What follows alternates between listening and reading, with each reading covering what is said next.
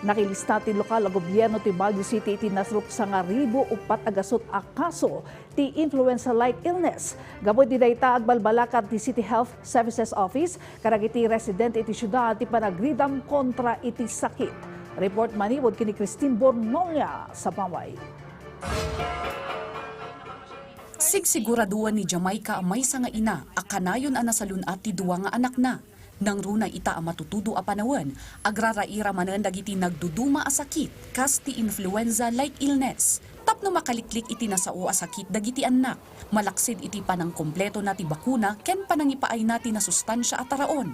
Bilang isang ina po ay panatiliing malinis sa kanilang katawan at stay at home po.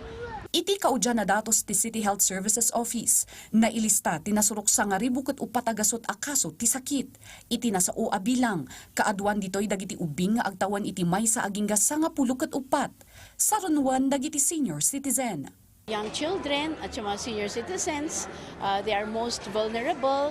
Mga senior citizens lalo na rin, may comorbid, so immune system go down, no? Especially those, kahit hindi nga senior citizen, kung may sakit talaga na mga chronic illnesses, no? Kailangan talagang protect themselves. Sigon pa'y iti CHSO, saan nga agduadwa nga agpa-check up no kasapulan nga agturong kadagiti medical center wenno paggagasan. It's a flu season and very normal yan sa atin, pero of course no, we would not want to have increased cases of flu, no. So we would always advise the public kung symptomatic and they need to get out, use the mask.